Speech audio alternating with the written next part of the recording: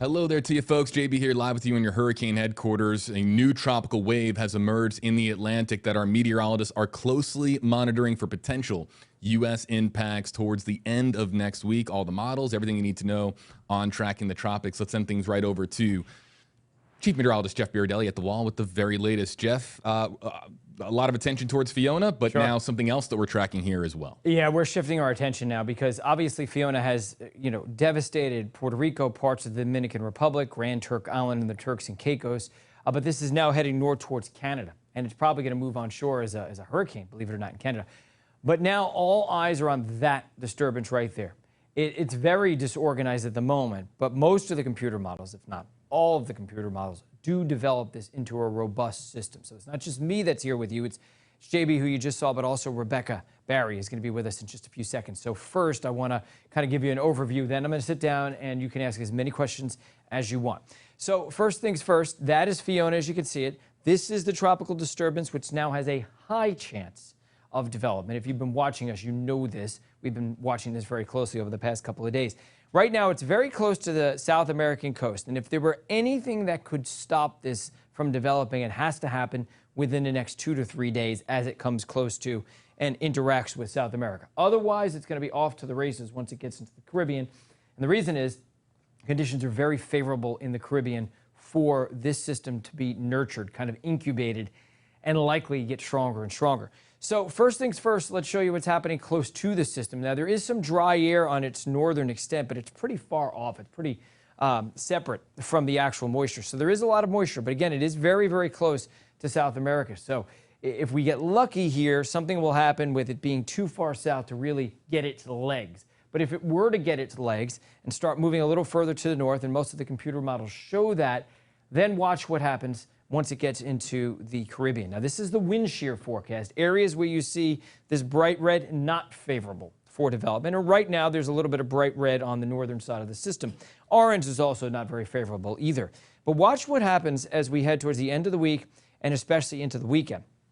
Look at what's over it. Blue, so it's extremely low or no shear at all. So this is where it gets into kind of an incubator, into an area where it's got perfect conditions to breathe and to be nurtured into a stronger system. And by the way, some of the warmest water in the world exists along the track of where this is going to be going. And as we head into early next week, Tuesday, it still has basically no shear on top of it.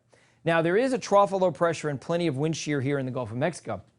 The way it looks right now is that as this system moves north, that shear is going to retreat and move further to the north. But also, I'll call your attention to the fact that the general wind flow is going to be from southwest to northeast. Now, although that will be retreating, and this system is going to go more so north than it's going to go northeast, any kind of northeast component in the Gulf of Mexico is a concern for us because it would take this storm and steer it a little bit closer towards the west coast of Florida, if it even gets there. Again, there are a lot of question marks. Nothing at all is set in stone. And I'm about to show you the computer models, and you can bet that every few hours, as the new runs come out from these computer models, it will change. So what I show you now is not going to stay the same. There's no way it's going to stay the same. It's not going to end up exactly as the computer models say, but it gives you an idea of, in general, where the computer models think the system is going to go. That is Fiona right there. There's the tropical wave that we're tracking, and you can see the GFS model in green and the European model in red. And you can see that as we head towards the 25th, which I believe is this weekend, might be Sunday, I think it's Sunday, you can start to see that we're getting a little bit more of a closed circulation here on both of the computer models. So they both agree that somewhere here in the probably central part of the Caribbean is where this system may begin to take shape, becoming a tropical depression, tropical storm, probably even before that, actually. Then it moves across, again, a very favorable sweet spot here in between Cuba and Cancun. Again, this is extremely warm water, which leads into the loop current and very warm water in the Gulf of Mexico. And you can see as we head towards the end of next week, both computer models have a very strong system over the Gulf of Mexico. The European model is a little slower, the American model is a little faster, but the track is generally the same. Now, I can tell you, earlier the GFS was further east. The Euro had a different track last night than it does today. The point is that these will shift. They may shift that far east. They may even shift a little bit further west. But the bottom line is there will likely be a pretty robust system in our general vicinity as we head towards the middle and especially end of next week. So this is the GFS computer model, and I keep showing you these and I keep saying the same thing.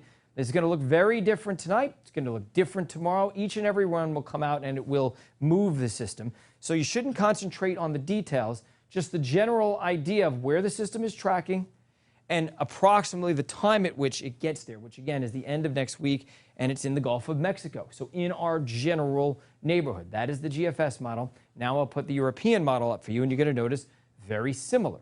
Now, the Canadian model actually is much further west with the system out in the Western Gulf, and that remains a possibility. There are some members of the American model that are further east into the Bahamas or even the east coast of Florida.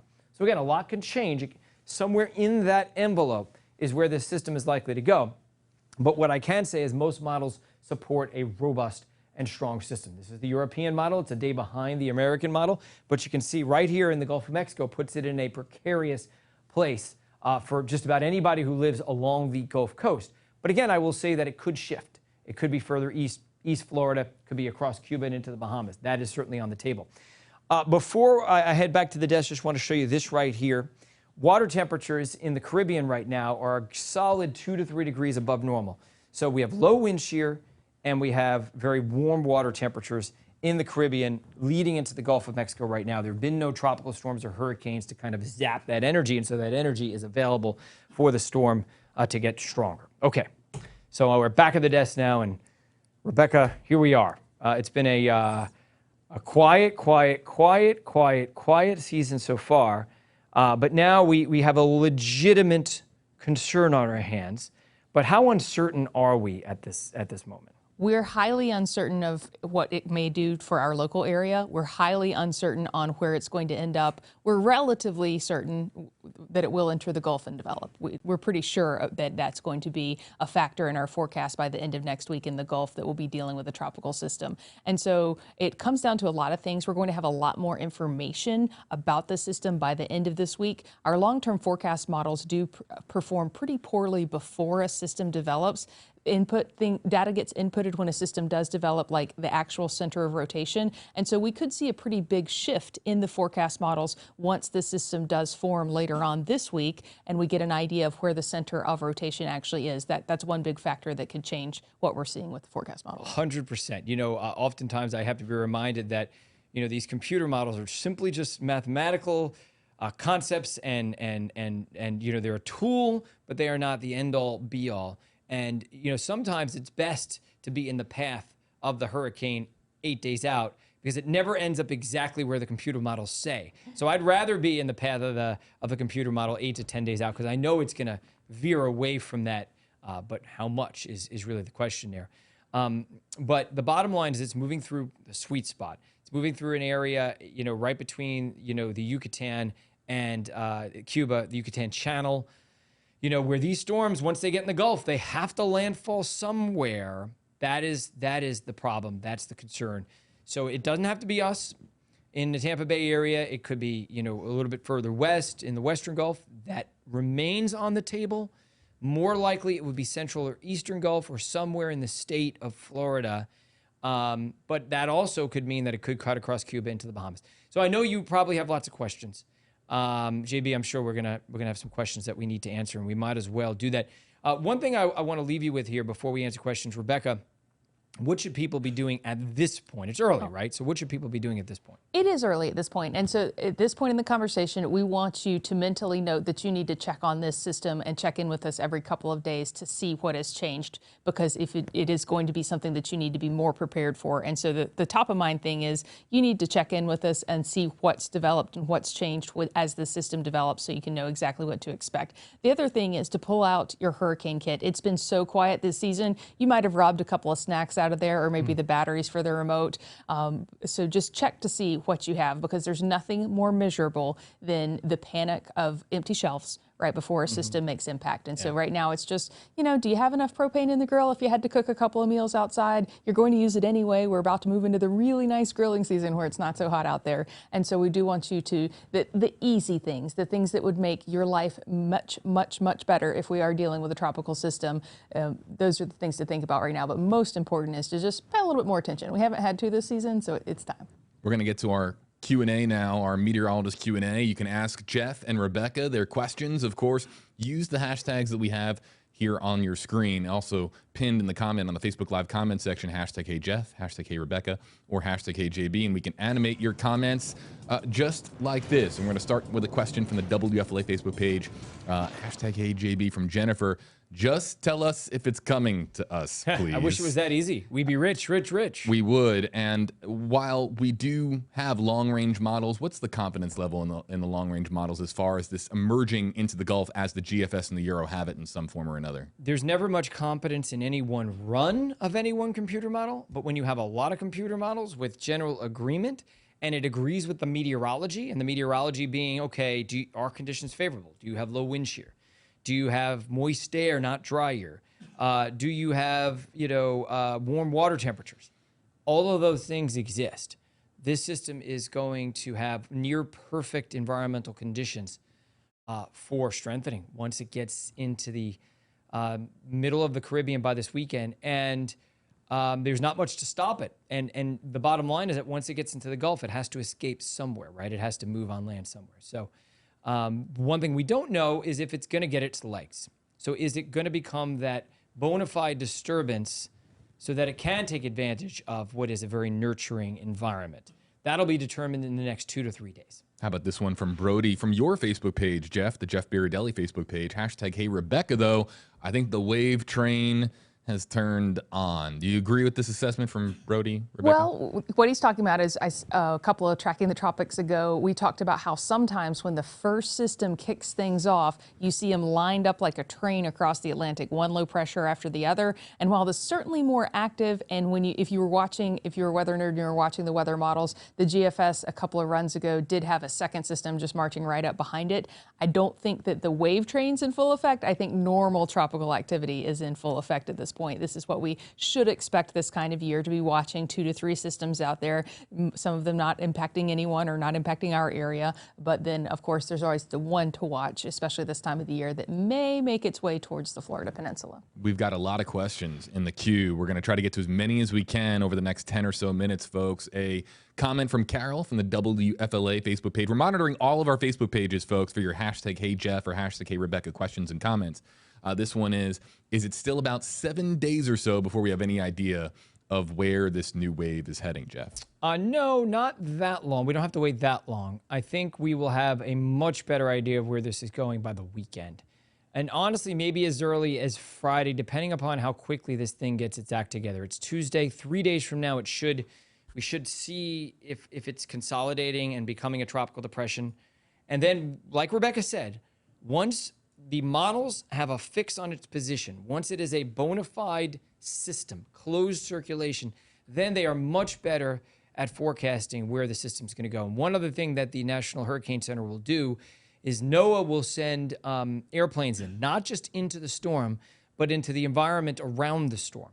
They will send out planes to sample the environment so that we have a lot of data points going into the computer models. So the computer models have a set amount of data points in any normal day. But when there's an extraordinary situation like this could become as we head over the next 5 or 6 days, NOAA says, okay, let's put out some extra planes in, let's get some extra data points, let's get some more information, put it into the computer model so that we get a better forecast from the computer model. So I would say as early as Friday, and especially this weekend, we'll have a better idea of where the systems go. Let's get to this one from Ryan, hashtag Hey Jeff. Going to South Central Florida at the most, cold front will steer it away. Do you agree with Ryan putting on his amateur meteorologist cap? Ryan thinks that it's going to go south of us, I think. Although I don't know where Ryan is from. Rebecca, why don't you take that one? Well, while, of course, cold fronts are a big factor in play and can steer these systems in different directions, right now the long-term forecast models are calling for a high-pressure system kind of over Virginia and the D.C. area. And, of course, air goes clockwise around a high-pressure system. So when you have a ridge to the north of us like that, the position of that high pressure will help steer this system in the Gulf. I don't see in the long-term forecast models where we would have a big front that would turn it sharply at this point. Of course, the thing about 10 to 12 day forecasts is things change in between now and then. So it's a scenario that's possible, but right now, based on what we can see and what we do know, which is very little, I don't think that's incredibly likely. Let's remind our audience that we're monitoring Facebook pages from across across the southeastern United States. Jeff, Rebecca, JB here with you live in your hurricane headquarters. We're going to spend another 5 or so minutes trying to get to as many of your questions as possible. Let's get to one from Louisiana. Regina Gray from KLFY's Facebook page, #KJB. Any idea about Louisiana? We've had a lot of Florida-based discussion on this episode, but northern Gulf Coast, you guys? Yeah, it's not out of play by any means. Could be Louisiana. Could be Panhandle of Florida. I think it's a little less likely that it'd be west of that, but all bets are off. Rebecca said it the right way, which is you're still 8 to 10 days out plus, depending upon the speed of the storm. So yeah, anything is on the table. But I think it is decently safe to say that it's headed for the Gulf in some way, shape, or form. Even if it moves over the Yucatan, it will end up in the Western Gulf then, right? So I definitely think Texas is even in play too. I see the question from Justin. Is it in play? Yeah. It seems like probably Eastern Gulf, but I would not take Texas out of play. How about let's go really far out? How about Teresa's comment, #KJF, going north to New York?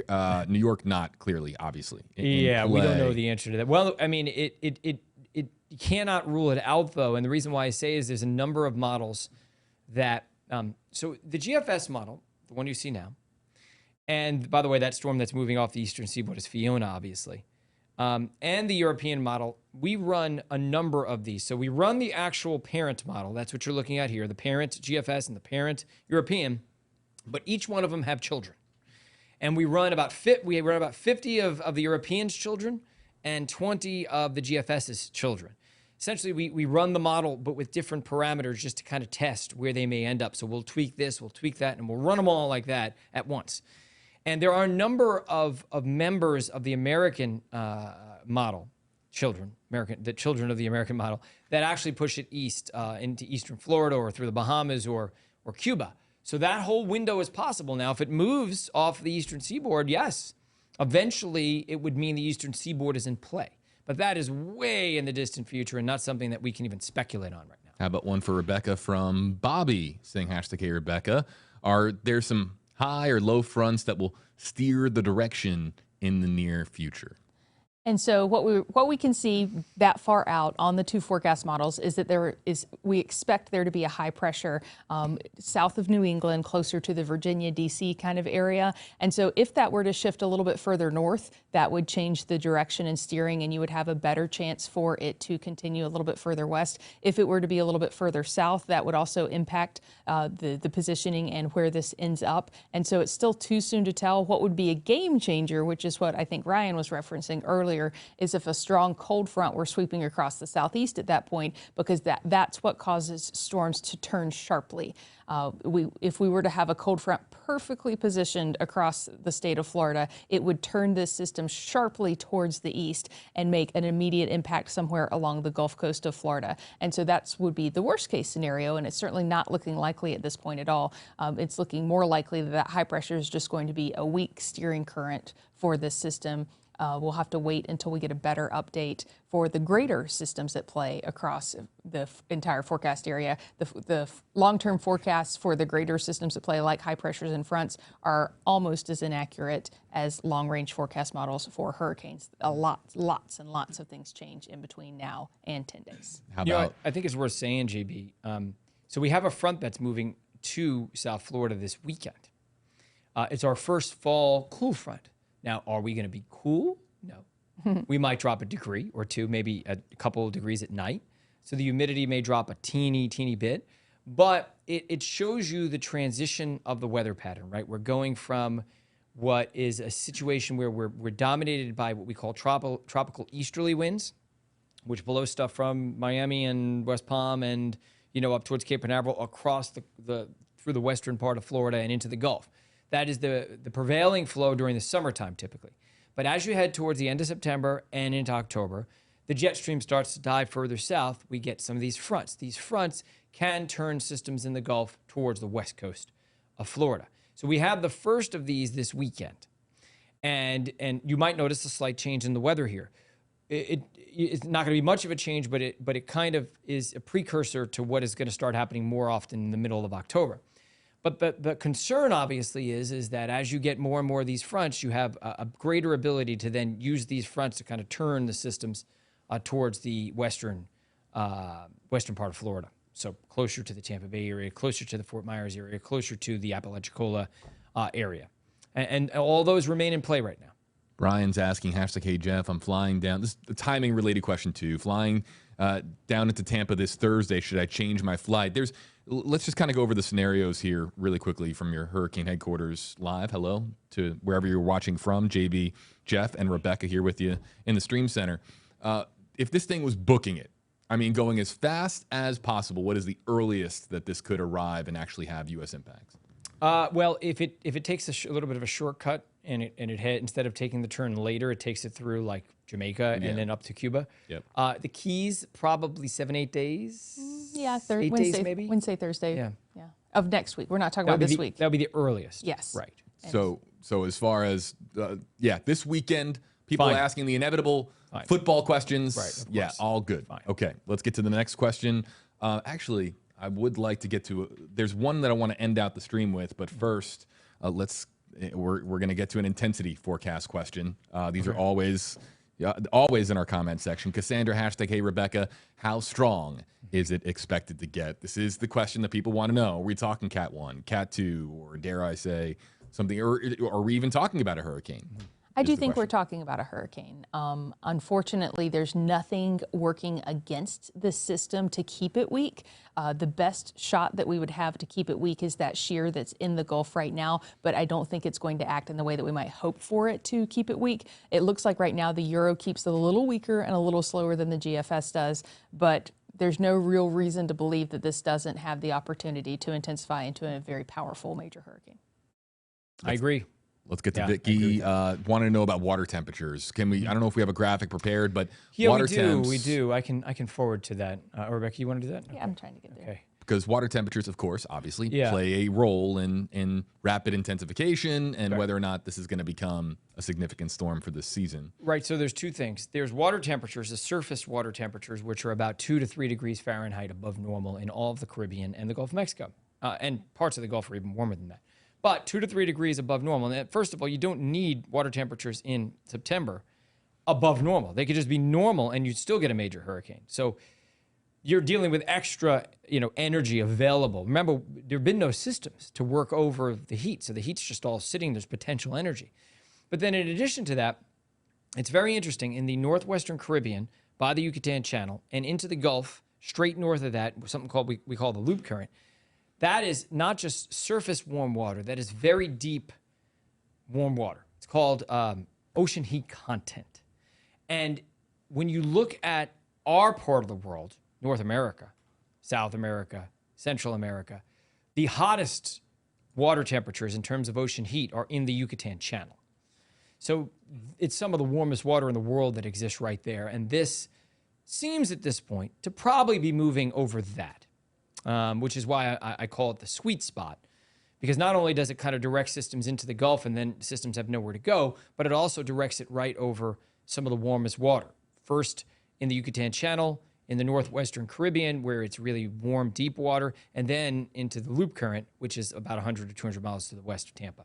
Our final two questions, one for each of our meteorologists. Crystal is asking from the WMBB Facebook page on the northern Gulf Coast.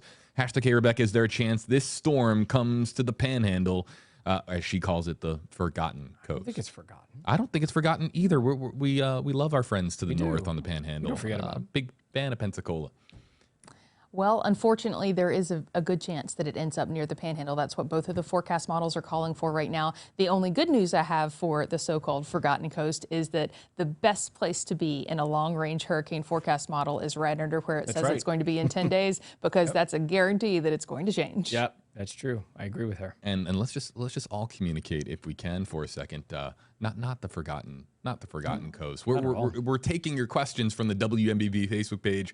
Panama City Beach, Mexico Beach, Pensacola, all those counties, Okaloosa County. I could go on and on and on. We're thinking about you guys. We got you covered over the next week and a half here on Tracking the Tropics. Our final question from Dan, #Hey Jeff. Could you have one of our meteorologists explain how storm surge works when they talk about a 10-foot storm surge? If my property is 25 feet above sea level, would that mean that the storm surge would not affect my property? This is a really important and well thought out question here from Dan. Yeah, no, if you're 25 feet above sea level, you should not experience storm surge from a storm that is producing 10 feet of storm surge. So there's something called a storm surge, and then there's storm tide. So the surge is just simply what the storm is producing. And then depending upon if it comes on high tide or low tide, it could go down or up from that. So if it happens to hit at a high tide and you have a 2-foot tide and you have a 10-foot storm surge, then you're going to get 12 feet of water. Then on top of that, you will get waves. But to reach 25 feet, if it's a 10-foot surge, that's not going to happen. I want to get this one last question. I should just say that nobody's saying it's going to be 10 foot of storm surge. So we just have to pay attention to the particulars and the details when we get out to that point and where that storm surge is going to be. I want to get to this one last question because I always something that we don't always communicate out to our viewers. We're always talking about the intensity of the storm and where it's going to go. But geographical size is also something that our viewers are known to ask about from time to time. And Carol is asking, #HeyJeff, how large is this system expected to be? With the current GFS, the current Euro, the current models, are we talking about a relatively large storm geographically, or are we talking about something that's a little bit more compact? It's interesting you mention that because if you really look closely at the models, it's a very, very small storm in the Caribbean. And then as soon as it emerges into the Gulf, it does this, it blows up. Not just in terms of its intensity, but also its scope, its width. It does that because of a little jet stream feature in the northern Gulf of Mexico, which normally would act as wind shear. But in certain cases, it acts as something called outflow. It can actually aid these storms into getting bigger and broader and stronger.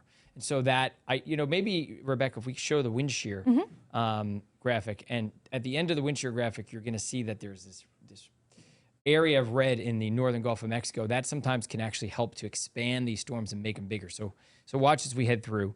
First of all, the blue areas, that means there's very little wind shear. So it's not going to have much wind shear, which is bad for us, good for the storm, because the storm can really breathe. Right there, that is essentially strong winds in the upper atmosphere. Now, if the storm runs into it, it'll tear the system apart. But that's not what's going to happen here. Most likely, that steering and that wind shear is going to lift north along it. What it actually allows for sometimes is extra outflow, or what we call divergence in the upper part of the atmosphere. It's almost like kind of a vacuum effect where it sucks air in at the bottom, and then that strong wind flow in the upper levels allows it to quickly evacuate out. That allows the system to breathe it's almost like giving oxygen to a storm, so that can actually be bad. For a storm. It allows it to not only get stronger, but also larger. And that's one thing you'll see. If you look closely at the models, you see they have a small storm, and then all of a sudden, as soon as it gets into the Gulf, it does that. Now, not to say it's going to be a very large storm. It may just be run-of-the-mill type system for the Gulf of Mexico, just larger than it would be once it's in the Caribbean. And as we look here, I want to just note the time. So if this is an important moment in time for potentially what happens with this storm going forward, Tuesday at 3 o'clock is where this would be at this given point. Yeah, based on the current models. Approximately, right? It could be 100 miles south, could be 100 miles west, could be 100 miles north, could be 100 miles east. But yes, approximately, yes. As you're looking here, that's Tuesday, 3 o'clock. Right now, it's Tuesday at 3:12. Do not get confused. We are talking about next Tuesday, a week in the future. Yep. And that means that we've got work to do as far as keeping you posted from your hurricane headquarters. Jeff, Rebecca, we've got Eric Stone over here as well. Val Simpson here in the weather office too. We're going to be, of course, monitoring this in both English and Spanish. Don't forget about Vigilandos El Trópico. That is our Spanish language version of tracking the tropics. And we're going to be monitoring this, right, you guys? I mean, this is something we're going to be paying close attention to. We are. And we should just say, and Rebecca would be probably best at saying this, but this is nothing to worry about, nothing to be too concerned about. It's just something to prepare for. Check back. We're going to have updates here very often, obviously updating you online, on television, on our app. So just keep checking back. Don't panic. No reason to panic at all. We got this. Just a matter of making sure we're watching it. Yes, absolutely. Watching it very closely, bring you the latest information. And we've kind of made a decision as a weather team to show you those long-term forecast models because you're seeing them anyway on social media posts. So it's a shift from thinking for us because previously when it was this inaccurate, we weren't showing them because we knew that it was not inaccurate. We knew how inaccurate it could be. But we've made a decision that the information's out there and we would just want to provide you with the education behind it. Yeah, right. and I can do something as simple as, recite your ABCs. I'm not a meteorologist, but I do have the graphic on our screen. While you might think that Gaston is next up as far as the name for this potential system as it continues to trek westward, there's another system out there more to the north that could take Gaston first, which would, in theory, make this Hermine. It likely will, because it's already a tropical depression. Tropical Depression 8, Rebecca? Yes, tropical and depression. that's going to head into the North Atlantic harmlessly, so it stole the name Gaston, so Hermine is the next name. Yeah. Potentially. The G and H, of course, names are obviously next up in your alphabet as far as the 2022 Atlantic hurricane season. Our entire team at Tracking the Tropics here at WFLA, the Max Defender 8 weather team, will be keeping you posted on social media. And don't forget, we have our regularly scheduled episode tomorrow, that being Wednesday, 2 o'clock Eastern, 1 o'clock Central, live from your hurricane headquarters with Jeff, with Rebecca, with our team, including our featured meteorologists across Nexstar Nation. So whatever app, website, social media platform that you're watching on right now, we will be live on that tomorrow, around the same time tomorrow afternoon. I'd like to thank Jeff and Rebecca. Folks, we'll see you next time on Tracking the Tropics, powered by Handyman Roofing. Thank you for watching Tracking the Tropics.